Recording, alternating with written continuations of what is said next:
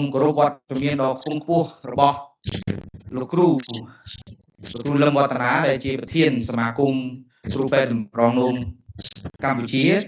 ไอ้ดอมลิกมพูประเทียนคณะครูแปดไข่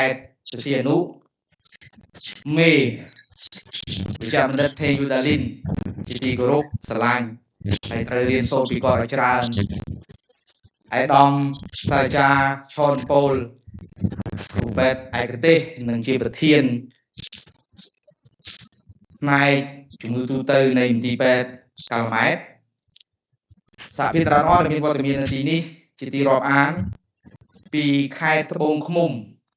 ตีตังวัตศาสตร์ดอพิเศษบ่อยืนรวมเตียงตีตังบ่อลวงสลายก้อนตุ่มติวตีตังวัตศาสตร์บ่อยืนไม่นี่ยืนช่วงเมียนการีนะเอาแต่เมียนกาไฮโรปีกองกลางนี้คือตายโชว์ร่วมมันได้ขอคานี่ไงนี้ยืนช่วงเราเมียนกาเนี่ยคงฟูปีขนาดนวมมันทีแปดกาลไม้ยืนช่วงดักโลโก้ให้โลโก้ได้ดำลงเตี้ยโลโก้ในบุคคลนี้คือแค่ปีโลโก้ที่เป็นกาลไม้ยืนเมียนโลโก้ระบบสาพวันตรงนู้นพายอันตรายชีดได้ในอังโลกรีนในทีแปดยืนตระบานตัวตูลที่ Center of Excellence ใน IDF International Diabetes Federation ภาษาการชุมเชยวัฒนธรรมนวมต่างปีไอ้ดอมแกนิยุอนามุนได้เชียร์รันไตรกระทรวงสุขาภิบาลในปีปัจจุบันนี้ไอ้ดอมแกนิยุกายลายใจกระเตกายลายรัฐบาลหนึ่งในยืมบานสำหรับบ้านในการตัวสควอลเชียร์ Center of Excellence in Diabetes Care เชียร์เลือกลำบงในประเทศยืมให้ Center มันเฉินที่ในอาเซียนนี้บางตัวในไกลเสียนี้เชียร์ Training Center เชียร์ Research Center ให้เชียร์กลายในมีนครูชงช่วยไงนี้ช่วงจุดไหนเป็นจุดมือลูกกูเนี่ยกูพลาดโรบอทพิซซ่านี้อมปีนวินว่าในการเชื่อบาจุ่มมวยบุตรนุ่มแป้งผมคือการเชื่อบาจุ่มฝักกรอบเชี่ยมเนี่ยจุ่มตัวนุ่มแป้งแบบมีสาวจุ่มรองนุ่มตามมีไอเด็ดใหม่แต่ได้ตัวใบอย่างนั้นก็แล้วเข้มจับตามสารมาในบัตรบางให้บอกเข้มทาให้ไอจุ่มนู้นเนี่ยจุ่มตัวนุ่มแป้งเลยสอบยืงมีการล่างสร้างการวิวัฒน์ในประเทศจีนยืงเคยทาในขนมปีก่อนไฟใบนี้อายุไปเชียร์สักบอกไปเชียร์จนเยอะคือยืงเขมรบ่าปีระบิดนั่งยิงจีสจีตอนได้ดอลลาร์ชนามปีปอน50จังเวลาเตยจีสจีวิจารเตยจีสีลังเด้อจังมีในท่าปีจีจนบ่เยอะหัวบานยูปีจีจนใบเขมรเตยจีปีจีจนใบจุ่มนะจังยืงไปชมมุกหนึ่งการค้าจุ่มเงินเหมือนฉลองแต่ที่อาติเพียบบริรัฐบิบาลที่พิเศษจุ่มเงินตรงลงไปจุ่มเงินเลือกเชียงมหารีละร่วมแต่อาติเพียบเศษในกระทรวงสุขาภิบาลสเตย์ยังมีการแผ่พูลในระบบในการจบในบงน้องยังเคยทำมีอาหารแบบไปนี่มีไฟเชอร์มีนุ่งกระซอมนุ่งไปยังไงปัจจัยยังก็เคยมีฟาสต์ฟู้ดเพสเจเปิดกำลังจีการวิวัฒน์ในเศรษฐกิจยังมี nutrition transition ได้ genetically ยังอัดดับอัตวันเด็กchẳng hỏi ban chia bờ tê dưới có đôi chia bờ tê không đồng bóng liên cả lá nơi chừng ngữ mình cho chỉ áp tiếp tiếp rồi bao xuông sập thảm bị bá rồi đi là thảm bị bá chẳng chia cả ta bậc cái rồi bao sầm mà cúng cả nát vì chia chỉ biết dương chia cụ pet thử đặt thật không update luôn ở toan nở váy đấy chỉ ca bị vót nấy việc chia sát nơi ca chia bảng chia bị xét tam khai để cho rung đài vì chi chôn dương nghi đừng cho từ bờ tây chật kháng chẳng order non bao dương prescription bao dương thử bảo con thá từ đó bờ tây chật kháng kia mình ai cài ấy dương bàn kỳ bị chú nè chừng ngư từ lòng vĩnh kỳ bị thá ok cụ pe khai dương phía ba còn thở lại chia côn là phiếp chia côn là sầm bát chia kia thì vua rồi bỏ dương graph này qua trong bằng hai được cụ nè cụ tha miên caการล้างในจุดนู้นเนี่ยจุดตรงนู้นแอนแต่ยืนอะไรนี่ไปchia phẩm 7 cho 6 kia rồi អាចនឹងឡើងទៅដល់ 9% នៃមនុស្សពេញវ័យចឹងក្នុងចំណោមលោកគ្រូអ្នកគ្រូសហភាពតាដែលមានវត្តមាននៅទីនេះជិត200នាក់នេះយើងឃើញថា 9% អាចនឹងមានច្រើនចឹងទេយើងត្រូវតែចេះទាំងអស់គ្នាយើងត្រឡប់មកមើលរឿងរ៉ាវដែលធ្វើឲ្យកើតជំងឺទឹកនោមផ្អែម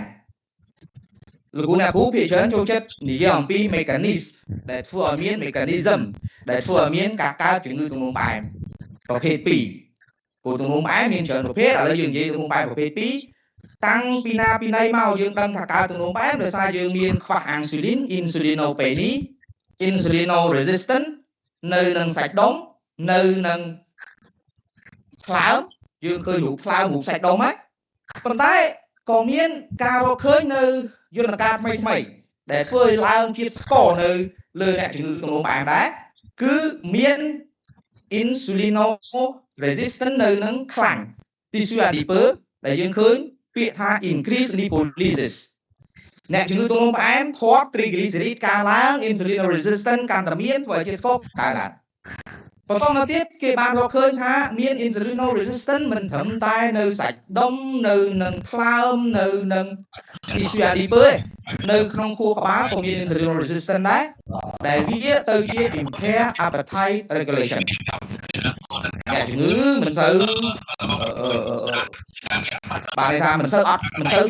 ចំណង់អាហារចិត្តឃ្លានធាត់ឃ្លានញ៉ាំឡើងស្ករតទៅទៀតគេរកឃើញថានៅពោះវៀនរបស់យើងមានការបំរែបំរួលនៅអរម៉ូនមួយយ៉ាងដែលគេហៅថា incretin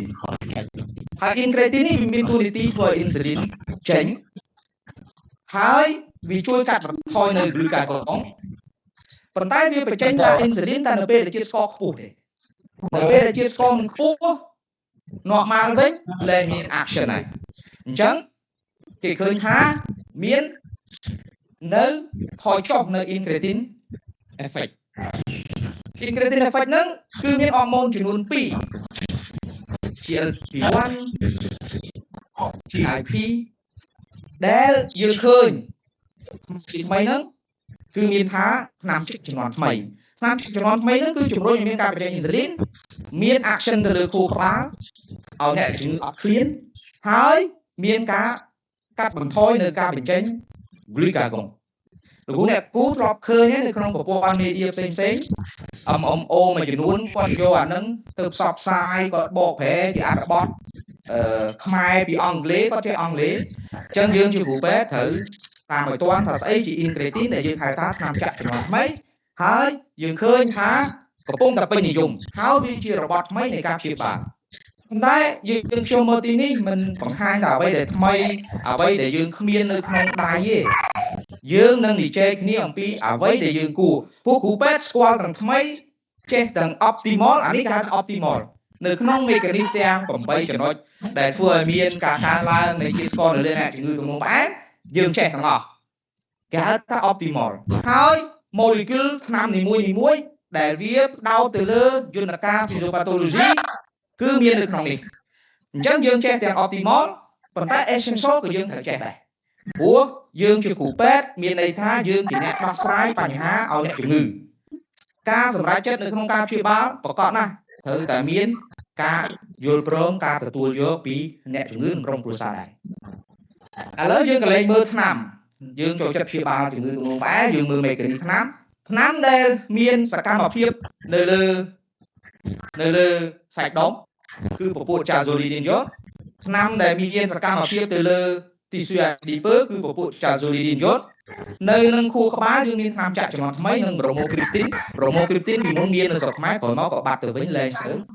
តែនៅនឹងលំពេងការបង្កើននៅ insulin មានពពួក GLP-1 ហើយមានពពួក DPP-4 ដែលយើងហៅថាពួក gliptin មាន sitagliptin មាន sagliptin ឡាមាន sulfonylurea ថ្នាំចាស់របស់យើងដែលយើងស្គាល់មាន levonclamid មាន gliclazide ឡានិងពពួក glinid ដែលជាថ្នាំស្តៀងនឹង SU ដែរចំពោះនៅក្នុងលំពេងដែលវាកាត់បន្ថយនៃការបញ្ចេញ glucagon ដែលជាអរម៉ូនធ្វើឲ្យមានការកើនឡើងនៃជាតិស្ករគឺពពួក GLP-1 receptor agonist និងពពួក DPP-4 inhibitor ដែលជា molecule យើងស្គាល់នៅណាក៏ស្គាល់ពពួក sitagliptin saxagliptin vildagliptin ជាដើមប៉ុន្តែប្រហែលជាថ្មីបន្តិចសម្រាប់ថ្នាំចាក់ជំនាន់ថ្មីបើសិនជាយើងមានឱកាសយើងនឹងជជែកគ្នាបានច្រើននៅនឹងថ្លើមយើងមាន metformin ថ្នាំជា essential medication អញ្ចឹងពេលដែលយើងប្រើ metformin ទៅយើងដឹងថាវាជំរុញឲ្យមានការថ្លើមនឹងកុំផលិតស្ករច្រើនពេកយើងមានពួក jazolidine ជា DPP4 inhibitor និងថ្នាំចាក់ជំនាន់ថ្មី GLP-1 receptor agonist ពពួក angiotensin ដដែលហើយនឹងចុងក្រោយគេមានថ្នាំដែលជំរុញការបញ្ចេញនៅជាតិស្ករតាមទំនោរគឺពពួក gliflozin empagliflozin dapagliflozin អ្វីដែលយើងខ្ញុំចង់ទាញចំណាប់អារម្មណ៍របស់លោកអ្នកគ្រូគឺថាมันមាន molecule ណាមួយដែលឆ្លើយតបទៅនឹងយន្តការទាំង8ចំណុចរបស់ថ្នាំទំនោរបញ្ហាទំនោរបែបទេ molecule ខ្លះមានអក្សរទៅលើ mechanism 3 4ហ្នឹងទៅខ្លះមួយអញ្ចឹងមានន័យថាម៉េចជាជាងការដែលយើងឲ្យថ្នាំតែមួយមុខរហូតដល់ maximum dose គួរតែបដូរយុទ្ធសាស្ត្រប្រើ small dose ប៉ុន្តែធ្វើ combination ឲ្យបានច្រើនដើម្បីឲ្យមានប្រសិទ្ធភាពខ្ពស់ជាជាងយើងឲ្យ glucophage metformin 3000 mg ក្នុងមួយថ្ងៃយើងអាចឲ្យត្រឹម 1500 តែយើងអាចបូក molecule អីផ្សេងបើនៅក្នុង essential medication យើងអាចបូកប្រតិ dose sulfonylurea នឹងឡាទីទៀតយើងនឹងទៅដល់យើងមានសំណាងដោយសារយើងមាន molecule គ្រប់ជ្រុងជ្រោយពី molecule ចាស់រហូតដល់ molecule ថ្មីយើងមានទាំងអស់អញ្ចឹងកាលពីមុនយើងអត់មានជំរឿសយើងពិបាកតែស្រួលម្យ៉ាងអ្នកណាមកយើងឲ្យប៉ុណ្ណឹងប៉ុន្តែដល់ទៅពេលយើងមានជំរឿសយើងមិនដឹងថាយើងចាប់ផ្សំផ្គុំថ្នាំអីឲ្យទៅជាមួយគ្នាទេនៅក្នុង guideline ថ្នាក់ជាតិរបស់យើងគឺជា guideline ដែលលក្ខណៈ essential មានន័យថាមិនមែនឆ្នាំងវែងទង់វែងទេយើងមានដំណោះស្រាយជូនប្រជាពលរដ្ឋយើងគឺយើងចាប់ដើមពី lifestyle បន្ទាប់មក metformin ហើយអ្វីដែលជាចំនួនថ្មីកុំឲ្យ metformin រហូតដល់ full dose metformin យើងអាចឲ្យរហូតដល់ 3000 mg ប៉ុន្តែយើងឲ្យ small dose 1000 ទៅ 1500បើមិនចុះយើងអាចថែម sulfonylurea ក្នុងករណីដែលមិនចុះយើងអាចបញ្ចូលនៅ insulin ជា recommendation ដែលផ្អែកទៅលើ quality price មានន័យថាជា recommendation ដែលដោតទៅលើប្រសិទ្ធភាពប្រសិទ្ធផលនិងការចំណាយតិចអញ្ចឹងយើងមិនមែនធ្វើឲ្យខ្ជះខ្ជាយប្រយោជន៍អ្នកជំងឺទេខ្ជះខ្ជាយសំទោសសេដ្ឋកិច្ចរបស់អ្នកជំងឺប៉ុន្តែយើងចេះឆាប់នេះនឹងមាន recommendation ថ្មីដែលរងចាំតាការសម្រាប់ទេយើងបានត្រាស់ហើយក្រុមបច្ចេកទេសបានធ្វើហើយអញ្ចឹងទេមានជំរឿនទី1ដដែល metformin បន្ទាប់មកលោកអ្នកគ្រូអាចថែម sulfonylurea លោកអ្នកគ្រូអាចថែម insulin ប៉ុន្តែក៏ផ្ដល់នៅ flexibility ខ្ពស់ជាងមុនដែលអនុញ្ញាតឲ្យលោកអ្នកគ្រូជ្រើសរើស molecule តាមលទ្ធភាពដែលយើងមានយើងអាចថែម DPP4 inhibitor sitagliptin saxagliptin vildagliptin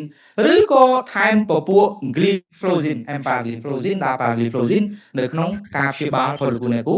ឬក៏ឈានទៅដល់ថ្នាំចាក់ជំនាន់ថ្មីដែលកាន់តែសម្បូរបែបនៅស្រុកខ្មែរយើង GLP-1 GLP receptor agonist មានតម្លៃកាន់តែធូរទៅដែលអនុញ្ញាតឲ្យយើងផ្ដល់ជូនអ្នកជំងឺរបស់យើងអញ្ចឹងយើងជាគ្រូពេទ្យយើងត្រូវចេះមាន recommendation ជូនអ្នកជំងឺរបស់យើងក្រៅពីនោះក្រសួងបានគិតគូរថាព្យាបាលអ្នកជំងឺទំនោរផ្អែមបាត្រូវបញ្ជូនទៅឆ្ងាយអញ្ចឹងទេចង់ឲ្យលោកអ្នកគ្រូនៅមូលដ្ឋានសុខាភិបាលហ្នឹងព្យាបាលគាត់ឲ្យបានល្អតាមរយៈការធ្វើ screening ឲ្យបានច្រើននៅក្នុង SOP ឆ្នាំ2024គឺជំរុញឲ្យអ្នកអប់រំសុខភាពតាមភូមិធ្វើ screening ចាប់ពីអាយុ35ឆ្នាំទៅនៅពេលដែលមានដឹងថាគាត់កើតជំងឺទំនោរផ្អែមយើងត្រូវបញ្ជូនទៅមណ្ឌលសុខភាពដើម្បីអប់រំអានឹងក៏ជាការព្យាបាលលោកគ្រូអត់បានថ្នាំឲ្យអ្នកជំងឺមកគ្រាប់ផងចេះតែបញ្យល់រាល់ការព្យាបាលទោះបីនៅប្រទេសណាក៏ដោយវាចាប់ដើមចេញពីការ lifestyle ហ្នឹងឯងអញ្ចឹងវាចាប់ដើមចេញពីលោកគ្រូអ្នកគ្រូហើយគ្មានគ្រូពេទ្យណាដែលបញ្យល់អ្នកជំងឺល្អជាងគ្រូពេទ្យខ្មែរបញ្យល់អ្នកជំងឺខ្មែរទេទៅបរទេសបកប្រែណាអ្នកបកប្រែនិយាយណាអញ្ចឹងអ្វីដែលលោកគ្រូអ្នកគ្រូធ្វើបានល្អគឺជាកិច្ចការល្អបន្ទាប់មកយើងអាចបញ្ជូនទៅមន្ទីរពេទ្យបង្អែកឬក៏មន្ទីរពេទ្យថ្នាក់ជាតិ នៅក្នុង SOP នេះដែរលោកអ្នកគ្រូប្រកាសជាមានជាឯកសាររបស់ក្រសួងសុខាភិបាលបានផ្សព្វផ្សាយហើយយើងអនុញ្ញាតឲ្យមណ្ឌលសុខភាពធ្វើការព្យាបាលអ្នកជំងឺទឹកនោមផ្អែមប្រភេទទី2ដែលគ្មានផលវិបាកប៉ុន្តែគឺលើសំខាន់ពេលណាយើងព្យាបាលពេលណាយើងមិនព្យាបាលគឺយើងត្រូវវាយតម្លៃហានិភ័យបេះដូងសរសៃឈាមជាកត្តាកំណត់ទី2គឺបរិមាណជាតិស្ករនៅពេលដែលអ្នកជំងឺមានជាតិស្ករចន្លោះពី126ទៅបានន័យថាវិជ្ជមានអ្នកជំងឺដែលមាន CVD risk លើសពី 30% មិនព្យាបាលនៅមណ្ឌលសុខភាពទេត្រូវបញ្ជូនទៅមន្ទីរពេទ្យបង្អែកជាតិស្ករប៉ុន្មានតិចក្រោយច្រើនក្រោយយើងមិនព្យាបាលស្ករទេមិនមែនព្យាបាលជាតិស្ករព្យាបាលអ្នកជំងឺហើយកត្តាកំណត់គឺហានិភ័យបេះដូងសរសៃឈាមជាតិស្ករតែ100ទេប៉ុន្តែហានិភ័យបេះដូងសរសៃឈាមលើសពី 30% បញ្ជូនទៅមណ្ឌលចេញបញ្ជូនទៅមន្ទីរពេទ្យបង្អែកឬមន្ទីរពេទ្យជាតិដែលនៅជិតចំពោះអ្នកជំងឺដែលមិនមានហានិភ័យបេះដូងសរសៃឈាមខ្ពស់ហើយជាតិស្កររបស់គាត់ចន្លោះពី126ទៅ325គឺយើងអាចព្យាបាលអ្នកជំងឺរបស់យើងនៅមណ្ឌលសុខភាពយើងចាប់ដើមពី metformin មិនចុះយើងថែម sulfonylurea ករណីដែលមិនដល់គោលដៅត្រូវបញ្ជូនទៅមន្ទីរពេទ្យបង្អែកដូចគ្នាទៅវិញអ្នកជំងឺដែលចូលមកជួបយើងស្រាប់តែជាតិស្ករដំបូងរបស់គាត់ខ្ពស់លើសពី325ត្រូវបញ្ជូនទៅមន្ទីរពេទ្យបង្អែកឬក៏មជ្ឈមណ្ឌលជំងឺទឹកនោមផ្អែមឬក៏មន្ទីរពេទ្យថ្នាក់ជាតិទាំងអស់នេះផ្ដល់ឲ្យយើងនៅការជួយអ្នកជំងឺនៅក្នុងមូលដ្ឋានសុខាភិបាលប៉ុន្តែអ្វីដែលជាកន្លឹះនៅក្នុងនេះគឺការវាយតម្លៃហានិភ័យបេះដូងសរសៃឈាមជាកន្លឹះជាជាងមកជួសជាតិស្ករហើយឃើញព្យាបាលលោកអ្នកគ្រូតែតែចង់ហើយព្យាបាលណាក៏ចង់ដែរធ្វើបែបបើមិនចង់ព្យាបាលប៉ុន្តែយើងត្រូវដឹងដែនកំណត់របស់យើងបើយើងព្យាបាលទៅឲ្យគេស្រួលជោគជ័យសុបាយចិត្តទាំងអស់គ្នាតែបើព្យាបាលទៅមិនបានកើតទុកទាំងអស់គ្នាទាំងក្រុមគ្រួសារទាំងយើងអញ្ចឹងហើយគន្លឹះនៅក្នុង SOP ខ្ញុំ repeat ម្ដងទៀតមិនមែនជាស្ករតែមួយមុខទេគឺហានិភ័យបេះដូងសរសៃឈាមលើសពី 30% បញ្ជូនទៅកន្លែងដែលជា specialist មន្ទីរពេទ្យបង្អែកមជ្ឈមណ្ឌលបេះទំនោមផ្អែមជាតិមន្ទីរពេទ្យថ្នាក់ជាតិទី2គឺជាតិស្ករលើសពី325ត្រូវបញ្ជូននេះជា SOP ដែលអនុញ្ញាតឲ្យប្រើជាផ្លូវការបើយើងព្យាបាលជំងឺទឹកនោមផ្អែមមិនបានល្អវាឲ្យទៅជាផលវិបាកចឹងណាសប្បាយចិត្តហើយយើងជួបអ្នកជំងឺមកយើងឲ្យថ្នាំគេមកអត់ដងពីអត់ដងទៅប្រែសំណួរតើយើងជួយអ្នកជំងឺឬអត់ព្រោះបើយើងព្យាបាលមិនបានត្រឹមត្រូវវាឲ្យផលវិបាកទៅជាស្រោគទៅជាអាំងស៊ូឡុងស្កាយ៉ាទៅជាងងឹតភ្នែកទៅជាស្ពឹកដៃស្ពឹកជើងត្បាវជើងទៅជាខ្លាញ់រុំខ្លើមទៅជាខ្សោយតម្រងនោះហើយថ្ងៃនេះខ្ញុំនឹងនិយាយអំពីការព្យាបាលដែលទាក់ទងទៅនឹងការខ្វះគ្រាប់ឈាមក្រហមដោយសារពេលវេលាមានចំណុចអ្នកជំងឺទឹកនោមផ្អែមប្រជាពលរដ្ឋខាងកើតទឹកនោមផ្អែមយូរខូចកលៀនMMO ខលខូចមួយចំនួនប្រាប់ថាលេបថ្នាំពេទ្យយូរទៅខូចកលៀនមិនខុសទាំងស្រុងទេបើគាត់លេបថ្នាំពេទ្យចេះតែលេបឲ្យព្យាបាលមិនបានត្រឹមត្រូវប្រកាសទេថា5ឆ្នាំ10ឆ្នាំក្រោយខូចតម្រងនោមដែលយើងខ្ញុំនឹងសូមអនុញ្ញាតឲ្យលោកគ្រូលឹមវឌ្ឍនាគាត់ចែករំលែកនៅពេលដែលធ្វើការពិភាក្សានឹងសំណួរចម្លើយកើតទឹកនោមផ្អែមប្រកបណាស់ថាប្រឈមមុខនឹងខូចកលៀនមួយជ្រុងផលបាក់មិញហ្នឹងយើងចែកយើងកលៀនពីព្រោះព្យាបាលមិនត្រឹមត្រូវនៅស្រុកខ្មែរយើងទិន្នន័យដែលយើងបានទទួលពីមកពលជកាលពី10ឆ្នាំជាងមុនថានៅទីជនបទប្រជាពលរដ្ឋយើងប្រហែលជា 50% មានបញ្ហាត្រង់នោះកើតទឹកនោមផ្អែមមានបញ្ហាត្រង់នោះតើយើងព្យាបាលបែបម៉េចការព្យាបាលត្រង់នោះនេះត្រូវធ្វើការព្យាបាលឲ្យបានតាំងតែពីដំបូងពីព្រោះនៅក្នុងដំណាក់កាលដំបូងមិនមានរោគសញ្ញាទេអ្នកជំងឺមិនចាប់អារម្មណ៍អ្នកជំងឺមិនសូវខ្វល់ខ្វាយគ្រូពេទ្យក៏មិនសូវខ្វល់ខ្វាយមិនដែលមើលតម្រងនោមមិនដែលវិភាគមុខងារតម្រងនោមហើយយើងចេះតែថាមិនអីដើម្បីដឹងថាគាត់ឈឺតម្រងនោមមិនឈឺតម្រងនោមយើងត្រូវមើល EGFR MMO ឥឡូវគាត់បើកអ៊ីនធឺណិត AI គាត់ស្គាល់ clearance de creatinine ដែរគាត់ស្គាល់ EGFR ដែរ EGFR នេះគេបែងចែកជា5ដំណាក់កាលដំណាក់កាលទី1ទី2ទី2ទី3ហ្នឹងមាន A មាន B ទី4និងទី5ឃ clearance នេះ EGFR នេះមាន2 EGFR creatinine និង EGFR cystatin នៅមន្ទីរពេទ្យថ្នាក់ជាតិកាលម៉ែយើងប្រើ clearance the cystatin នឹងយូរហើយដែលវាសុក្រិតជាង creatinine លោកគ្រូខ្ញុំអត់មានផងខ្ញុំមានតែ creatinine អញ្ជើញបន្តមើល creatinine ហើយកណនា EGFR ហ្នឹងទៅត្រូវកំណត់អ្នកជំងឺគាត់នៅក្នុង stage អីមិនមែនមើលតែ creatinine មួយទេត្រូវកំណត់ EGFR របស់គាត់តើជា stage 1 stage 2 stage 3 A B 4ឬក៏5នេះគ្រប់ទេនេះជាអ្វីដែលយើងមានចន្លោះប្រហោងមើលតែ creatinine មិនគ្រប់ទេជួនកាល creatinine normal EGFR normal ប៉ុន្តែអ្នកជំងឺមានទំនោរប្រៃរួចជាស្រេចដើម្បីថាតម្រងនោមអ្នកជំងឺទំនោរផ្អែមមានភាពប្រក្រតីត្រូវ normal ទាំង EGFR ត្រូវ normal ទាំងទំនោរប្រៃដែលគេហៅថា microalbuminuria លោកគ្រូនៅកន្លែងខ្ញុំអត់មានផងនៅកន្លែងខ្ញុំមន្ទីរពិសោធន៍យើងអត់មានផងតែលោកគ្រូអ្នកគ្រូសុំច្រើនគេដាក់តែយើងអត់សុំគេអត់ដាក់ទេអញ្ចឹងត្រូវសុំមួយឆ្នាំម្ដងយ៉ាងតិចគ្រប់គ្នាសម្រាប់អ្នកជំងឺទំនោរផ្អែមពីព្រោះតេស្តនេះមិនថ្លៃទេមួយឆ្នាំយើងធ្វើតែម្ដងទេអញ្ចឹងបើគិតជាតម្លៃមិនថ្លៃទេប៉ុន្តែគ្រូពេទ្យត្រូវចេះសុំមើលទៅនោម microalbuminuria បើ microalbuminuria មាន EGFR normal ក៏ដោយគាត់មានបញ្ហាតម្រងនោមហើយតើត្រូវមើលយ៉ាងម៉េចរៀងរាល់ឆ្នាំឲ្យគ្រប់អ្នកជំងឺទំនោរផ្អែមប្រភេទទី2សគូខ្ញុំអត់មានទេចំពោះមុខឥឡូវខ្ញុំមានតែអាចលក់ទឹកនោមហ្នឹងបាបោ2បោកហ្នឹង dipstick ហ្នឹងត្រូវធ្វើម៉េចយើងអត់ឆ្នាំវែងទុំវែងទេជលក់ចោះប៉ុន្តែប្រាប់អ្នកជំងឺថាបើវិជ្ជមានពូមីងមានបញ្ហាតម្រងនោមហើយតែបើអវិជ្ជមានខ្ញុំមិនហ៊ានធ្វើសេចក្តីសន្និដ្ឋានទេអញ្ចឹងចាប់ផ្ដើមពីការជលក់ទឹកនោម dipstick protein positive ប្រាប់ថាត្រូវព្យាបាលតម្រងនោមឲ្យបានត្រឹមត្រូវ dipstick អវិជ្ជមានសុំ microalbumin អញ្ចឹងយើងអត់ទាល់ទេយើងអត់ទាល់ជ្រក់ទេពីព្រោះការជលក់ dipstick បង្ហាញថាមាន macro protein ធំនៅក្នុងទឹកនោមអញ្ចឹងវាជា stage 1ទៅមុខហើយអញ្ចឹងជលក់ចោះហើយពន្យល់អ្នកជំងឺថាបើវិជ្ជមានខ្ញុំយកមីងពូមានផលប៉ះពាល់តែបើអវិជ្ជមានខ្ញុំត្រូវធ្វើតេស្ត confirm microalbumin បាទអញ្ចឹងលោកគ្រូអ្នកគ្រូត្រូវមានចំណុចនេះ slide នេះគួរតែ print ដាក់នៅក្នុងកន្លែង consultation របស់យើងពីព្រោះការវាយតម្លៃមិនមែនតែ EGFR មួយទេត្រូវធៀបជាមួយនឹង demand protein microalbumin នៅក្នុងទឹកនោម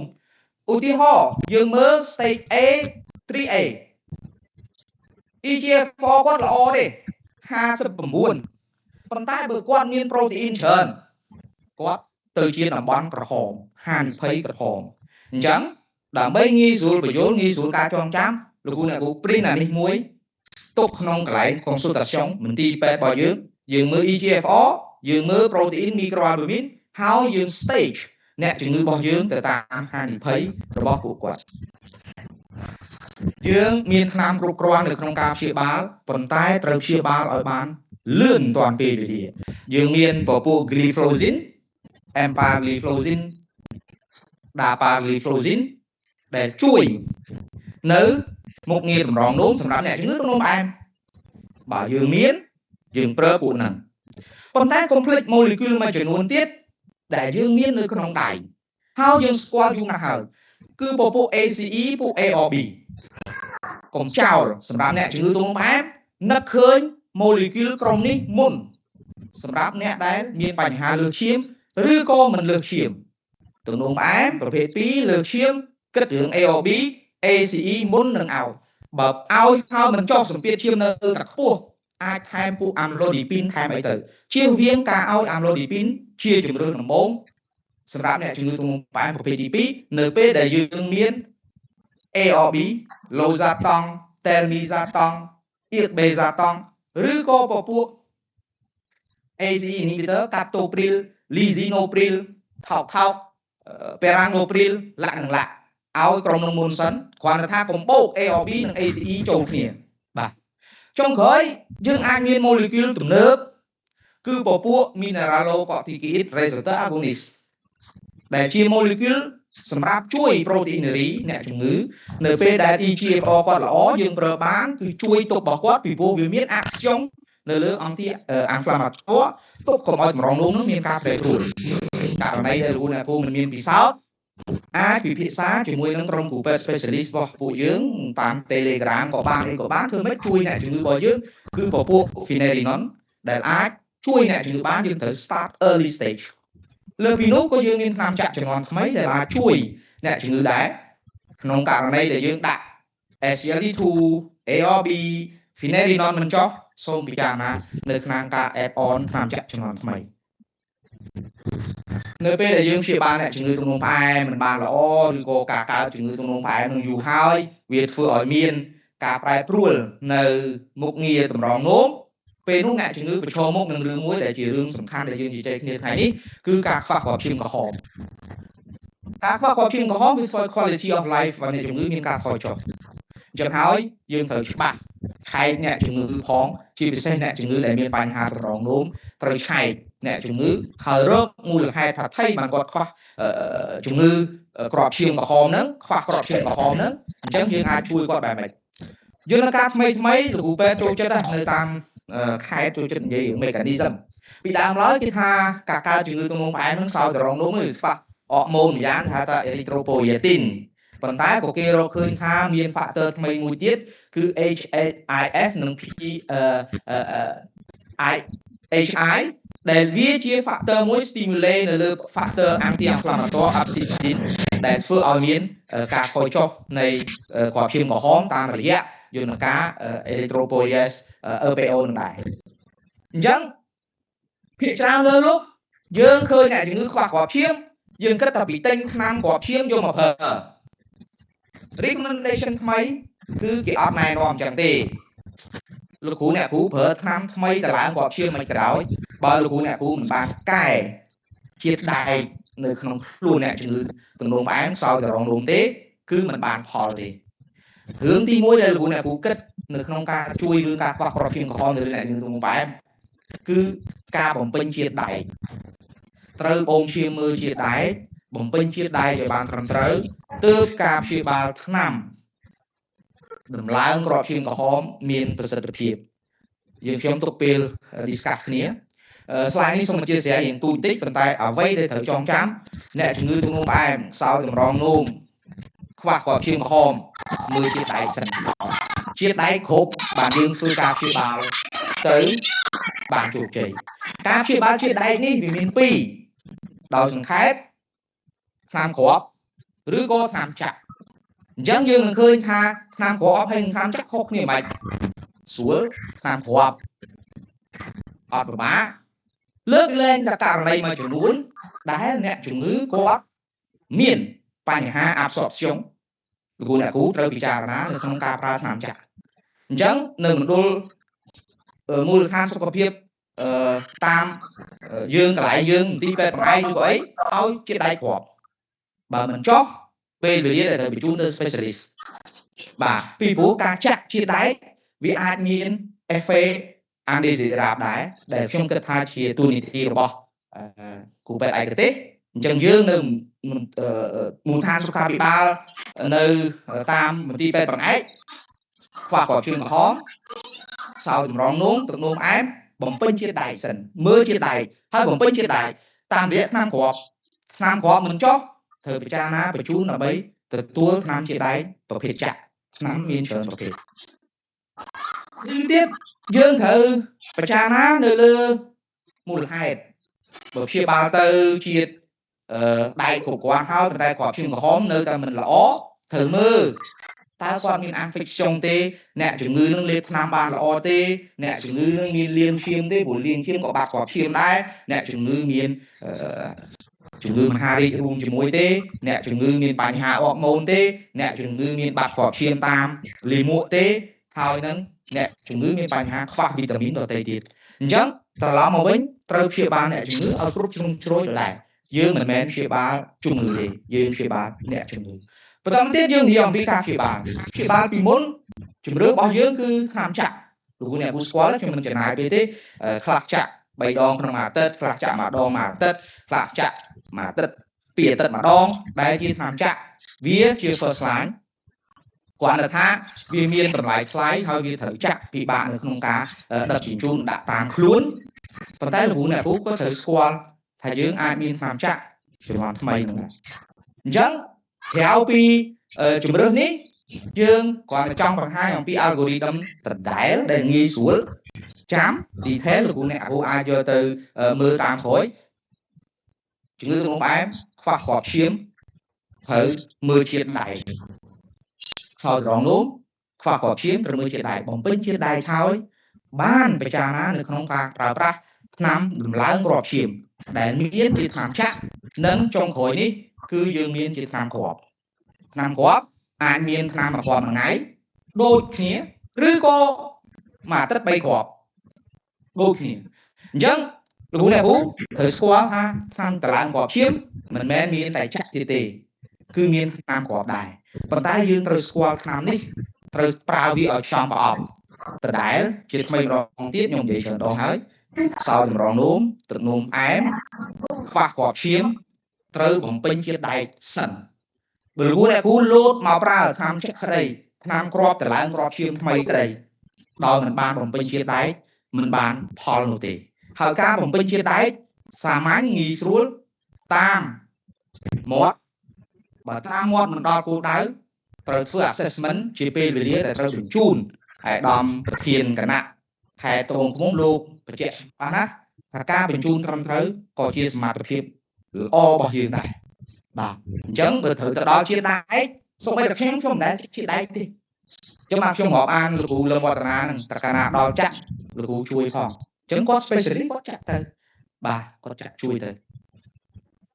ចំទៀតយើងចង់ប្រៀបធៀបគ្នាពីរឿងថ្នាំចាក់ថ្នាំលេបវាជាកិច្ចការដែលយើងត្រូវពិភាក្សាជាមួយនឹងអ្នកជំងឺនិងក្រុមគ្រួសារយើងជាគ្រូពេទ្យយើងអត់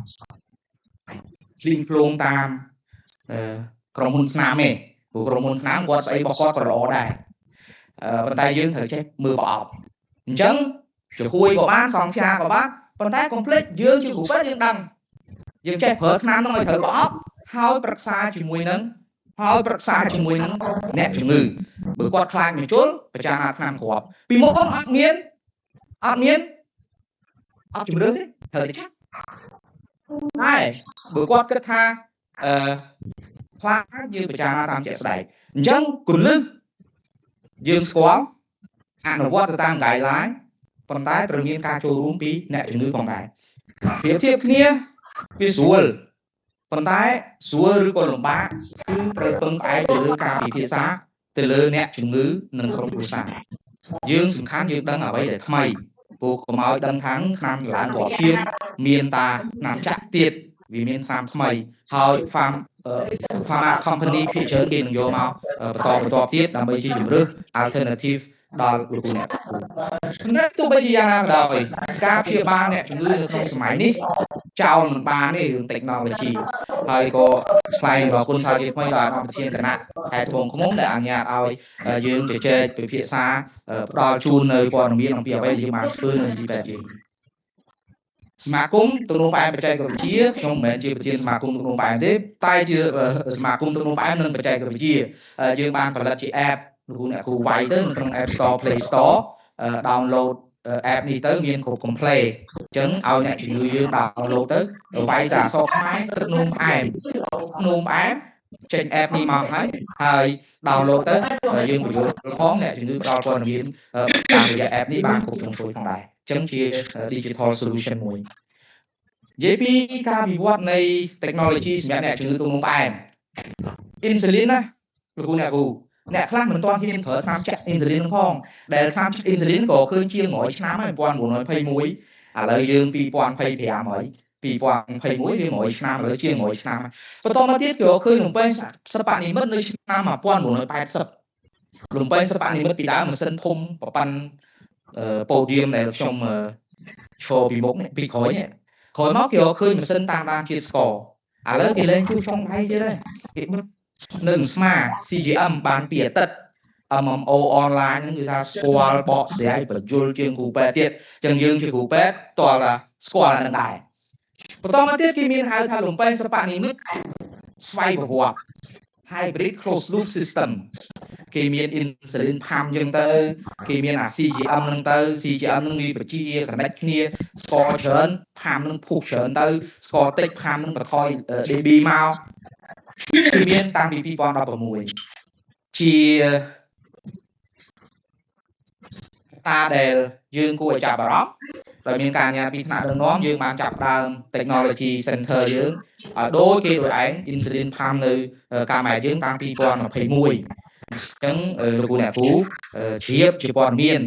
សូម្បីតាសហភាពរៈយើងខ្ញុំដទៃជា specialist ហ្នឹងក៏យើងប្រាប់ដែរថា complex នៅស្រុកខ្មែរកាមេមាន pump center ដែរ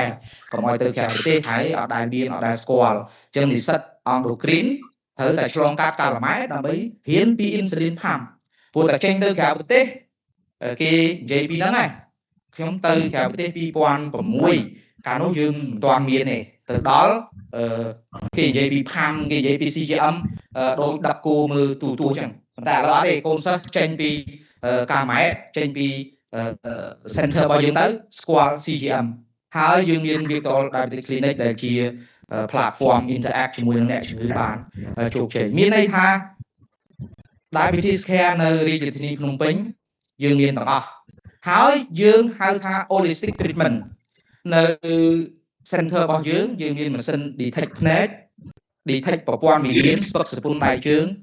detect complication បេះដូងសរសៃឈាមអញ្ចឹងការព្យាបាលអ្នកជំងឺវាត្រូវតែ one stop center មានន័យថាទៅដល់យើងមានលទ្ធភាពម៉ាស៊ីនជាបច្ចេកវិទ្យាមានលទ្ធភាព screen complication ដោយមិនឲ្យអ្នកជំងឺចេញពី department មួយទៅ department មួយទេហើយ pump នេះជារូបភាពយើងឃើញអ្នកជំងឺប្រអប់ទេតែ pump ហ្នឹងប្រព័ន្ធហ្នឹងទូជាងទូរស័ព្ទដៃទេដែលអ្នកជំងឺគាត់ដោតជាប់នឹងក្បាលពោះគាត់ទៅអញ្ចឹងក្នុងអំឡុងពេលសម្រាប់ពេទ្យយើងលែងចាក់ក្បាលពោះគាត់ insulin protocol 3 ទៅ 4 បញ្ជុលទៀតហើយយើងដូរកន្លែងចាក់តែរាល់3ថ្ងៃម្ដងទេអញ្ចឹងអ្នកជំងឺដែលត្រូវទទួលទានអាហារអីយើងចុចប៊ូតុងដូចចុចទូរស័ព្ទទេអញ្ចឹងជាថ្មីម្ដងទៀតជាការផ្ដាំផ្ញើក្រៅរំលើកផងដែរពីអាដាមជាគណៈថាយើងត្រូវដឹងអ្វីដែលយើងមានហើយជូនចំពោះសាភិត្រៈដែលមាននៅវត្តមាននៅក្នុង Zoom ដែរថា diabetes technology យើងមាន center ហើយយើងខ្ញុំមិនទាន់ដឹងឮថានៅកន្លែងណាមាន pump center ទៀតទេប៉ុន្តែខ្ញុំជឿថានឹងមានស្រុកខ្មែរយើងជា technology lover គេនឹងមានរឿងឆាប់នេះហើយមាន technology ឆាប់នៅ center ផ្សេងតែយ៉ាងហោចណាស់នៅស្រុកយើងជា technology យើងមានគ្រប់ជ្រុងជ្រោយជូនលោកគ្រូអ្នកគ្រូសូមថ្លែងអរគុណការយកចិត្តទុកដាក់បាទសូមអរគុណចាត់តាមគោលការណ៍ដាក់ជាតិ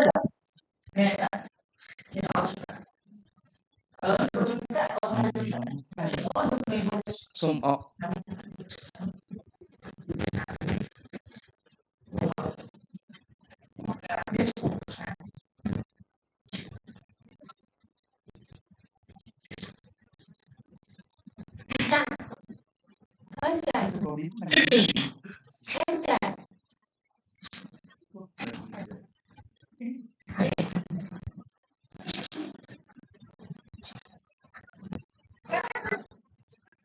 សូមថ្លែងអរគុណដល់អាដាមសាស្ត្រាចារ្យដែលបានបទបង្ហាញរបស់ក្បាយឲ្យមានសារៈប្រយោជន៍ហើយដែលចែកម្លែកនៅបច្ចេកវិទ្យាក៏ដូចជាតាមថ្មីហើយនឹងបទពិសោធន៍ដល់អស់លោកស្រីដែលជាសមាជិកសមាជិកានៅក្នុងទីវានៅក្នុងថ្ងៃនេះអញ្ចឹងយើងថ្ងៃនេះយើងមានសំណាងដែរដែលអាយដាមដែលលោកសាស្ត្រាចារ្យបានតេតងខាងតម្រងនោមគាត់បានចូលរួមដែរបើសិនជាមានបញ្ហាជាសំណួរតេតងជាមួយនឹងធានបទរបស់អាយដាមសាស្ត្រាចារ្យក៏ដូចជាតេតងខាងតម្រងនោមយើងអាចលើកជាសំណួរបាទព្រោះអីចប់ពីនេះទៅអាយដាមគាត់មានភារកិច្ចបន្តអញ្ចឹងគាត់បាននៅបន្តទៀតទេអញ្ចឹងយើងមានជាសំណួរអីតេតងជាមួយនឹងធានបទរបស់គាត់អាចលើកជាសំណួរបាទឥឡូវនេះបាទសូមអញ្ជើញបាទសិនជាមានជាការល្អហើយដែលអាយដាមសាស្ត្រាចារ្យក៏ដូចជាលោកសាស្ត្រាចារ្យដែលបានចូលរួមអញ្ចឹង យើងមានចម្ងល់ដែលយូរមកហើយឬក៏ចម្ងល់ថ្មីៗទាក់ទងនឹងបញ្ហាតម្រងនោមឬក៏ពាក់ព័ន្ធបញ្ហាទឹកនោមបែបនេះយើងអាចលើកជាសំណួរបាទវិជ្ជាបណ្ឌិតប្រធានសមាគមប្រធានគណៈគ្រូពេទ្យពិសេសនោះក៏គាត់ទាក់ទងជាមួយនឹងទឹកនោមបែបក៏គាត់មានការយល់ដឹងច្រើនអញ្ចឹងក៏បើសិនជាគាត់មានបញ្ហាអីយ៉ាងម៉េចគាត់ចែកម្លែកបទពិសោធន៍ក៏អាចសូមអញ្ជើញផងដែរបាទសូមគោរពណាស់អាដាមប្រធានមានសំណួរនៅក្នុង Zoom បងប្អូនយើងគាត់សួរច្រើនដុកទ័រទូហ្វុងគាត់សួរថាការដែលកាហាយចុកជើងនឹងមកពីអីភាគច្រើនអាចមកពីនរ៉ូប៉ាទីដាប៊ីតិកពីព្រោះ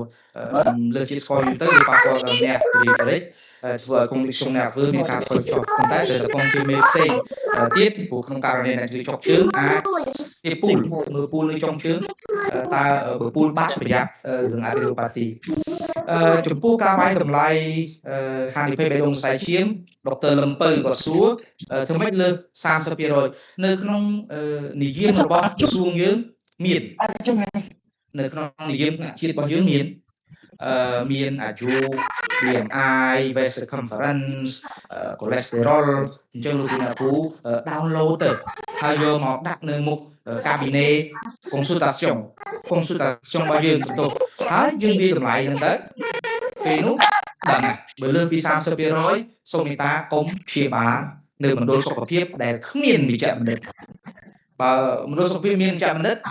មានសិទ្ធិព្យាបាលប៉ុន្តែបើមណ្ឌលសុខភាពដែលគ្មានវិជ្ជបណ្ឌិតសូមមេត្តាបញ្ជូនប៉ុន្តែយើងនៅកាប៊ីណេយ៉ាងដែរបើយើងលើសពី 30% ហើយយើងគិតថាយើងមិនមានលទ្ធភាពព្យាបាលទេយើងក៏បញ្ជូនដូចគ្នាសំណួរបន្ទាប់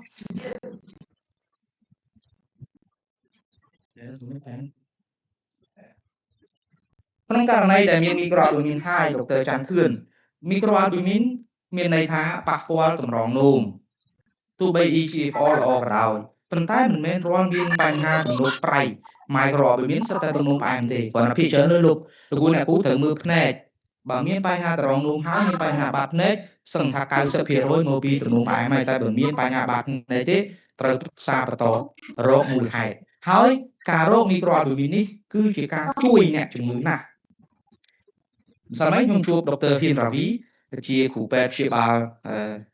ទំនោរផ្អែមឯកទេសទំនោរផ្អែមជំនាញទំនោរផ្អែមនៅកំពង់ចាមគាត់ប្រាប់ថាឥឡូវបើថាយើងមាន molecule ថ្មីយើងអាចជួយអ្នកជំងឺយើងបានគេមកទំនោរប្រៃហើយយើងព្យាបាលត្រឹមត្រូវមាន SGLT2 មាន ARB មាន Finerenone ពេលនោះមីក្រូអាល់ប៊ូមីនគាត់ចុះពីខ្ពស់មកទាបឬក៏ចុះមកនក់បលផងអញ្ចឹងលោកអ្នកគ្រូត្រូវស្គាល់ឆ្នាំដើម្បីប្រើឲ្យត្រូវប្រអប់ EGFR MGFR ទាបយើងធ្វើម៉េចរៀងឆ្ងាយបន្តិចប្រហែលជាជូនទៅលោកគ្រូប៉ុន្តែអ្វីដែលខ្ញុំចង់ជម្រាបជូនថាគឺ EGFR គឺយើងគណនានៅក្នុង research បានគេធ្វើការវាស់វែង measure នៅក្នុងការវត្តប្រចាំថ្ងៃគឺយើងមិនធ្វើ measure EGFR ទេព្រោះ measure EGFR វាពិបាកអញ្ចឹងយើងមាន EGFR creatinine EGFR cystatin ហើយដែលសុក្រិតជាងគេនៅក្នុងការអនុវត្តគឺ EGFR creatinine បូក EGFR cystatin ចែកពីនៅពីពេទ្យថ្នាក់ជាតិយើងកាលម៉ែយើងប្រើ cystatin នេះចង់10ឆ្នាំហើយវាខ្លាយជាង creatinine បន្តិចប៉ុន្តែវាផ្ដល់នូវសុក្រិតភាពខ្ពស់ហើយតាមរយៈការស្នើសុំរបស់ nephrolog របស់យើងទេសូមលោកគ្រូវឌ្ឍនាគាត់នៅទីនេះគាត់ជាអ្នកដែលអានេះតើត្រូវប្រើជាតិដែករយៈពេលប្រមាណប្រើរហូតដល់គ្រប់ហើយ control ទៅ ferritin នៅពោះហើយយើងបន្តប្រើ supplement នេះតទៅទៀតឲ្យបានរយៈពេលយូរមានសំណួរទៀតទេនៅក្នុងZoom ដូច្នេះទេសហភាពរដ្ឋមានវត្តមាននៅទីនេះឬមួយក៏សូមអនុញ្ញាតលោកគ្រូចែកម្លែកសូមគ្រូអញ្ជើញលោកម៉ៃគ្រូបស្សនា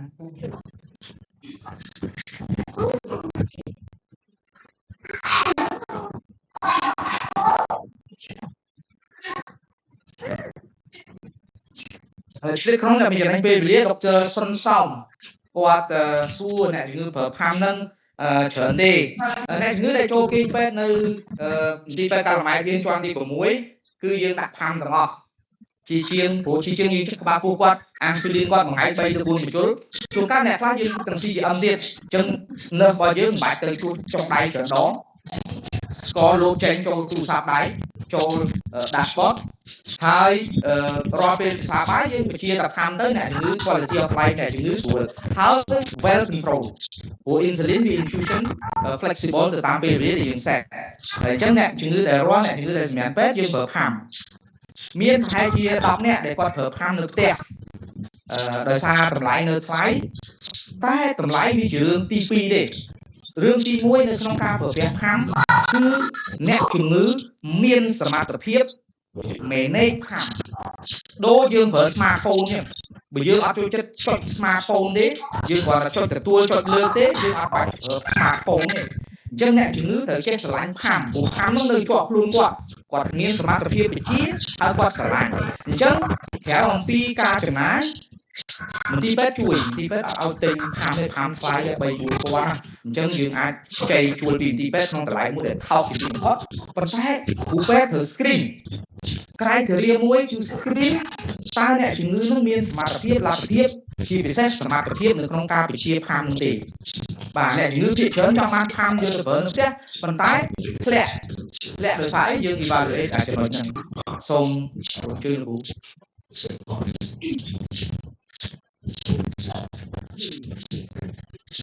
ធម្មលោកខ្ញុំសូមគោរពតាមប្រធានគណៈបែបបងទីគោរពឲ្យសូមគោរពអស់លោកស្រីដែលមានមកទៅនេះខ្ញុំមិនមានអីជាច្រើនទេដោយសារលោកគ្រូសូមថាគាត់បែបនិយាយហ្នឹងវាសឹងតែអស់ទៅហើយតែគាត់ថាខ្ញុំសូមលើកបញ្ហាអានីមីជាមួយទេព្រោះគាត់យើងនិយាយឲ្យសម្រាប់ស្រួលយល់ចំពោះអានីមីនៅក្នុង CKD ឬក៏ DKD គឺថាដោយសារអីដោយសារមួយគាត់បាននិយាយហើយគឺកង្វះerythropoietin ដែលថា function មកវាអត់គ្រប់ហើយខ្ញុំនិយាយក្នុងការប្រតិចគឺថាសំខាន់យើងអានីមីហើយអីបានអានីមីនៅក្នុង CKD ដោយសារយើងឈាមយើងណាដែលមានធម្មតាកាលណាយើងមានអាស៊ូវីដរ៉េណាលឬ CKD ហ្នឹងមកគេថារាងឈាមយើងដែលប្រូតេអ៊ីនក្រហមយើងរត់នៅក្នុងឈាមយើងដែលមានជាតិពុលអញ្ចឹងសៀកវាអត់បានគ្រប់តាមធម្មជាតិទេធម្មតាយើងដឹងហើយអានីមីអារេរូបវារូបយើងបើរូបបាន120ថ្ងៃពីកើតដល់ស្លាប់ហើយការស្លាប់របស់រូបវារូបរបស់យើងនឹងមិនមែនថាវាចេះតែស្លាប់ទេគឺថាដូចមានជាហ្វេណូមែនអាប៉ុបតូសស្លាប់ទៅទីម្ដងអញ្ចឹងបានសេចក្តីអានីមីនៅក្នុង CKD របស់យើងអាចសពទេបានច្រើន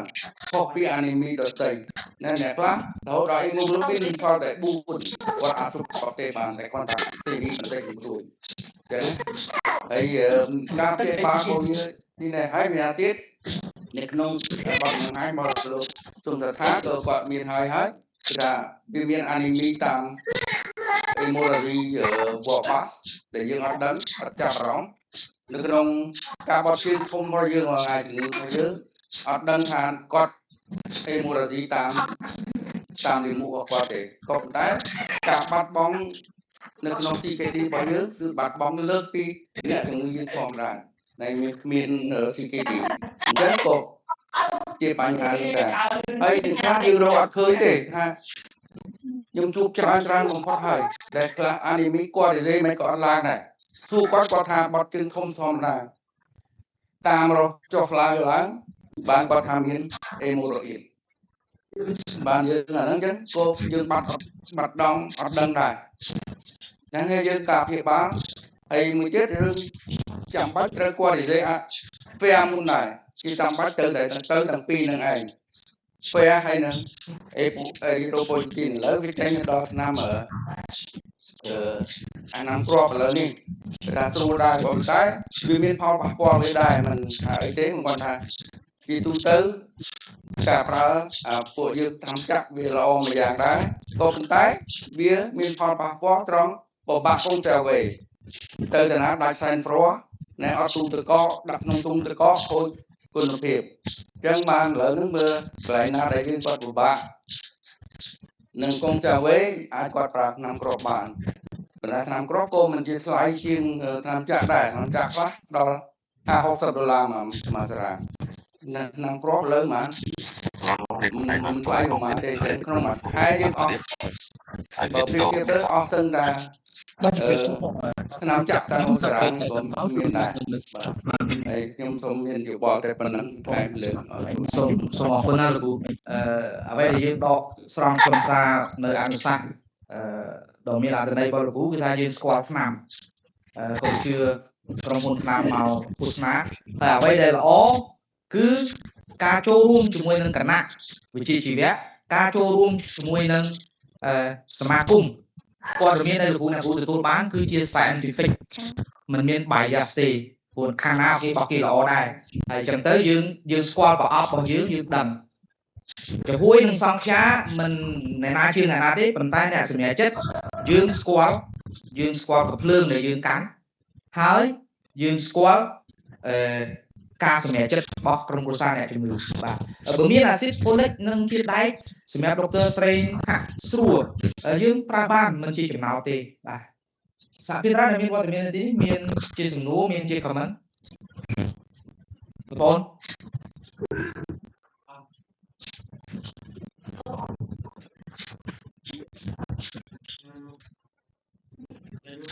ខ្ញុំប្រតិបត្តិនៅខាងស្រុកដបាយ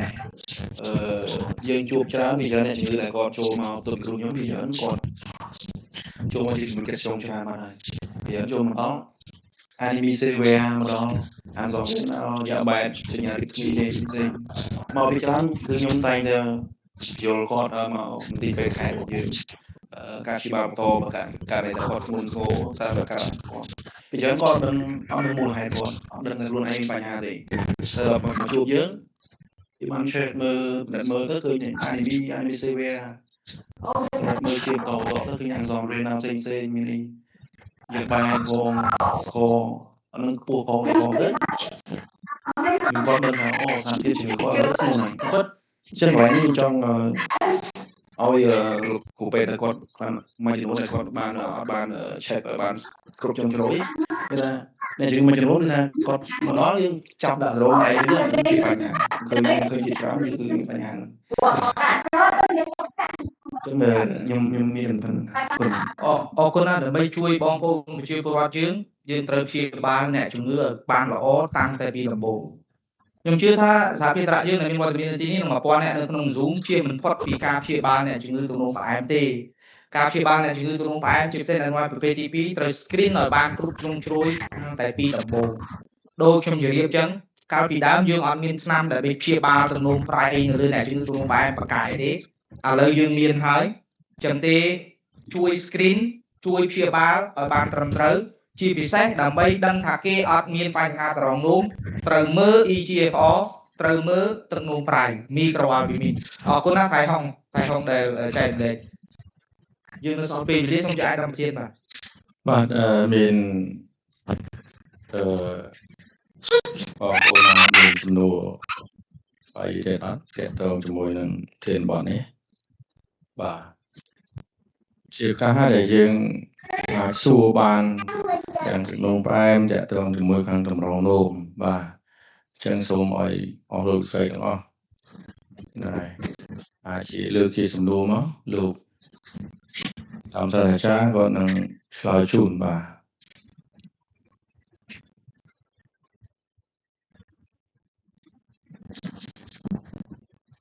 មានអត់មានទេមាននៅក្នុង Zoom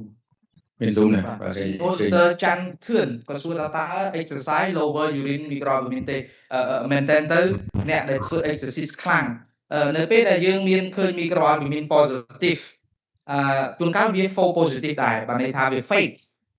អញ្ចឹងយើងត្រូវ rule out situation មួយចំនួនទាត់ចោល situation មួយចំនួនឧទាហរណ៍ដូចជាអ្នកជំងឺដែលមាន infection urinaire ស្ត្រីដែលមករដូវយើងអត់មើលទេពេលហ្នឹងវា false ឬក៏អ្នកជំងឺដែលហាត់ប្រាណខ្លាំងពេកអញ្ចឹងនៅពេលដែលគាត់ហាត់ប្រាណ exercise អាំងតង់ហ្នឹង high intensity exercise ហ្នឹងអញ្ចឹងវាអាចឲ្យមាន microalbuminuria លេចចេញដែរអញ្ចឹងជាកាប់ដីពេលហ្នឹងអាច fake អាច Jose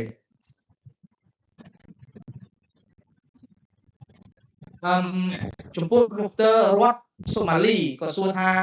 នៅក្នុង anime DKD តើយើងមើលជាតិដែកនិង ferritin ទេដើម្បីបកស្រាយឲ្យបានថា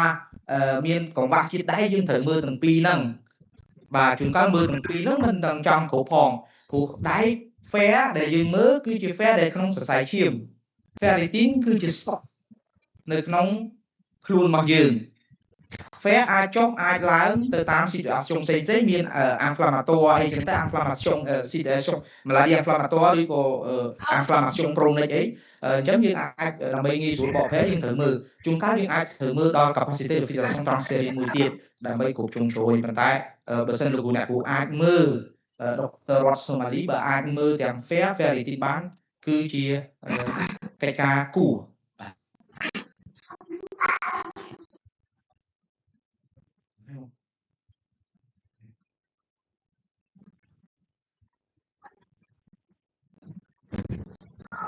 ជាងមានអីទៀតទេ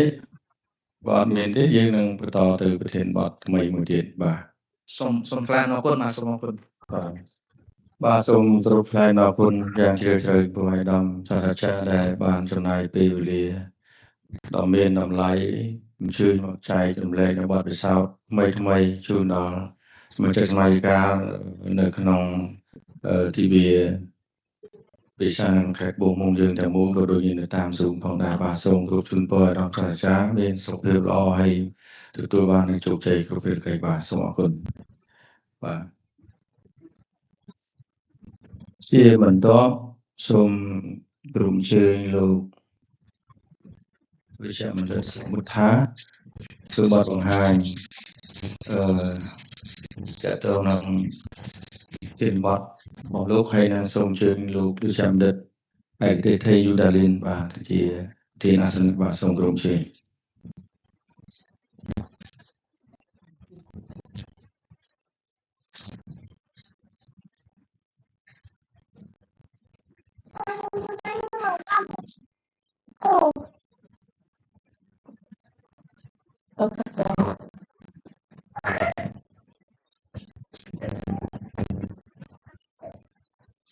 បាទជាលើកទី2ផងដែរខ្ញុំសូមជំរាបសួរអាដាមលោកធានទីនៃមន្ទីរសុខាភិបាលបូគុំក៏ដូចជាជំរាបសួរដល់លោកសាស្ត្រាចារ្យលោកយូដាលីនដែលគាត់អញ្ជើញមកពីទីពេទ្យកាលម៉ែផងដែរក៏ដូចជាលោកគ្រូអ្នកគ្រូទាំងអស់គ្នា